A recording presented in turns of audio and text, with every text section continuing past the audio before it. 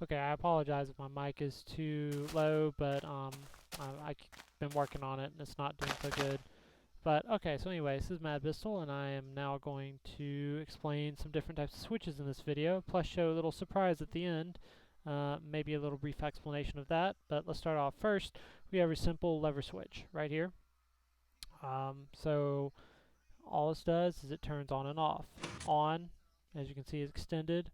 Off, extended. Not that hard. Button does the same thing, but it only has about a 1 second sustaining time. So press it, sustains for 1 second, and then turns back off. There you go.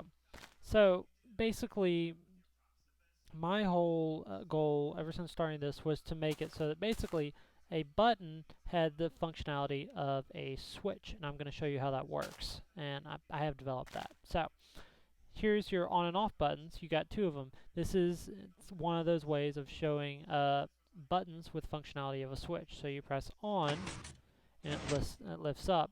Press off and there you go. So now that's only possible with pistons and with repeaters. And then obviously this is not the main power source. The main power source is that torch right there. So you press on, moves the circuit, moves it into place, and activates that piston. Turn it off, moves the same block out of place, and now it is turned off. Very simple, not that hard. Okay. So next thing we have is an on-off switch. Now this is using just one button as opposed to two.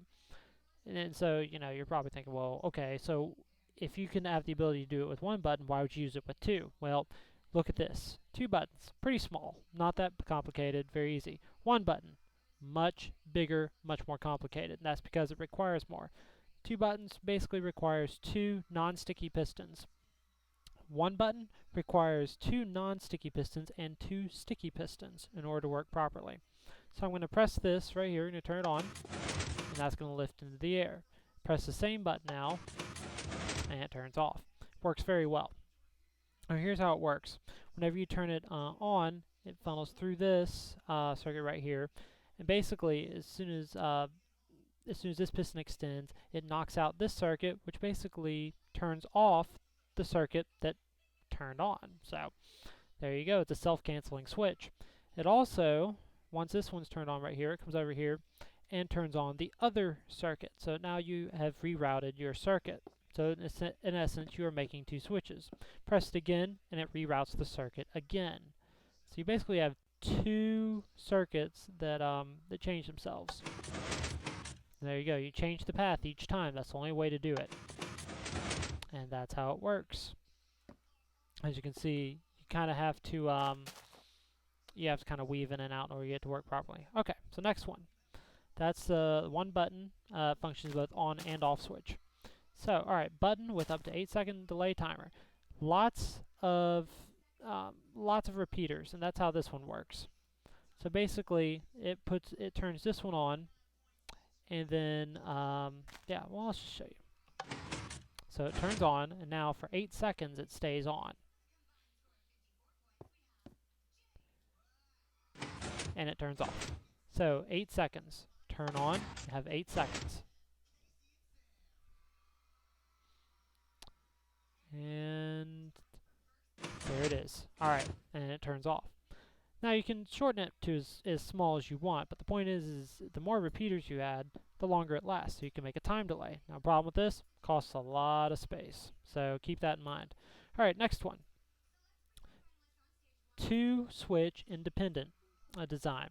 Basically what that means is that both these switches, while on, are off, or turns that one off. So, what if I turn one off? Activates the switch. What if I turn the other one off? It activates it again. On, off, on, off, on, off. See how that works? Pretty simple. Actually it's not. What you have to do is you have to have two independent circuits activated on that piston. If you try and do one of the same, it becomes an and/or switch. It will not function correctly. If one of them's on, they're both on. This design defeats that. So what happens? Well, you have to have crossovers in order for this to work.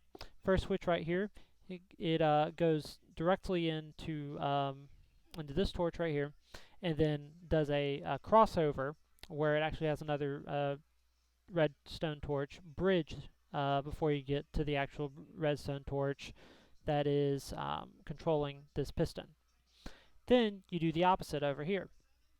You have it going directly into this one, which is into this redstone torch, which is bridged on the other one, and then you have it bridged on the other redstone torch. That's how that works. So that way you get an inverse effect each time you turn it on. They both turn on and off. So all I have to do is turn this one, and now technically this was on, off, on, off, on, off, on, off, on, off. Now on, and all of a sudden this becomes an off, on, off, on, off. It inverts. It's pretty cool. So now we have a simple lockout switch. What does this do? Well, you have your main switch right here, which basically turns on and off. You press that as many times as you want. Well, what if you don't want this switch to work anymore? Hit the lock, and now it doesn't work anymore. It remains closed. You can also invert it so that it will not remain open.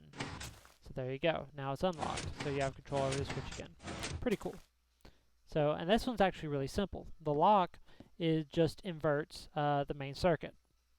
But it's kind of a cool party trick you can show your friends. So now what the hell is this monstrosity right here? Well, before I try and explain it, let's go in here. This is what I've been tinkering with for the last few hours. So as you can see, whoops, big old lava pit right there. Ooh, bridge. Look at that. Oh, it just turned off. Alright, so let's do a proper demonstration. So I'm going to step on it, and obviously it creates a bridge. Now, with most pressure plates, you'd expect the bridge to retract as soon as I come off the pressure plates, right? Wrong. I've engineered it so that it does not retract. It actually stays out. And the only way to retract it is to hit pressure pads again. And there you go, it retracts. Now I can hit these pressure pads again, and it will it'll extend again. Hit the other ones, and it will retract. There you go.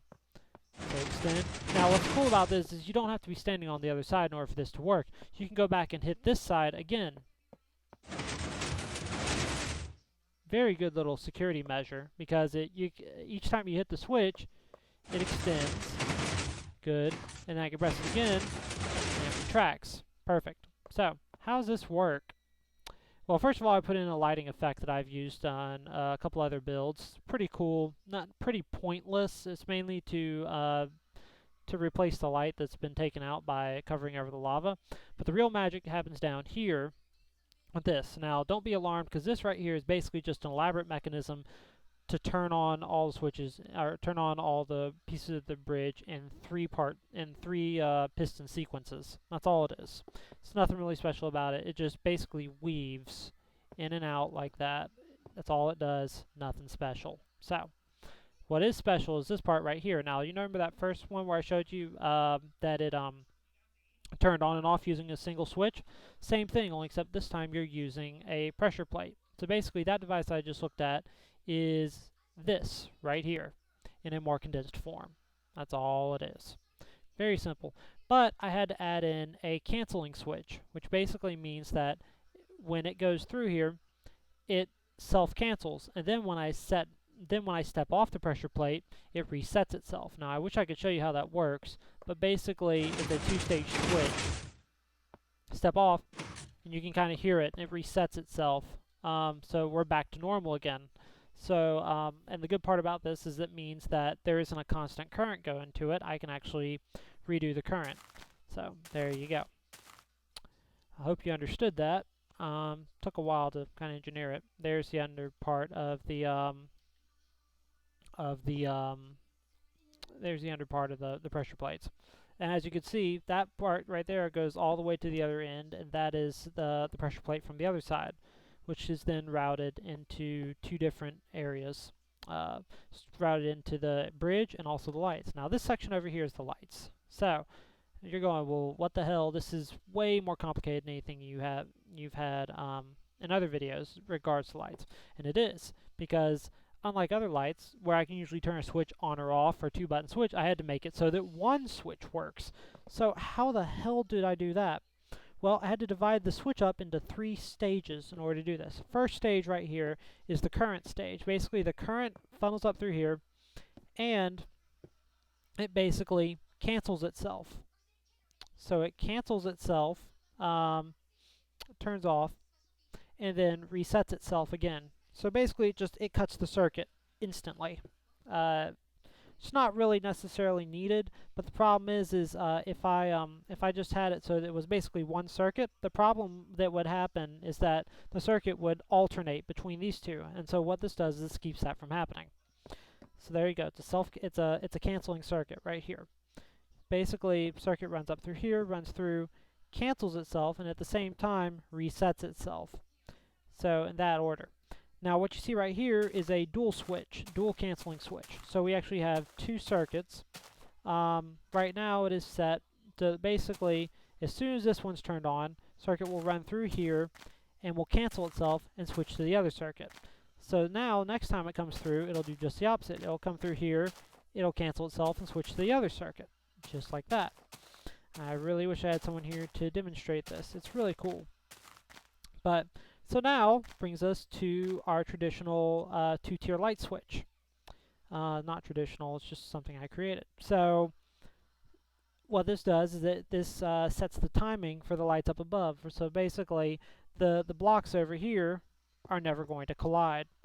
As you can see, when you turn it off, is it on right now? Yeah, it's on. So when you turn it off, which is going to happen next time, basically it activates these two. It activates the bottom one first, which turns off the bottom set, and then it turns on the top set, which basically extends that, so they don't run into each other. Coming back, when you want to turn on the bridge, it's just the opposite. You have the top being turned on first, which basically pulls back the covers, and then you have the bottom switch, which extends the lights. So let me go step on here and show you what's going to happen. So there you go. Yeah, it just happens so quickly you don't really have a chance to watch it. But okay, so this one basically canceled itself, and this switch right here moved. So it moved to the right. So I'm going to go press it again. You're going to see it's going to be out to the left, at the left now. There you go. So come back down here. Now it's to the left.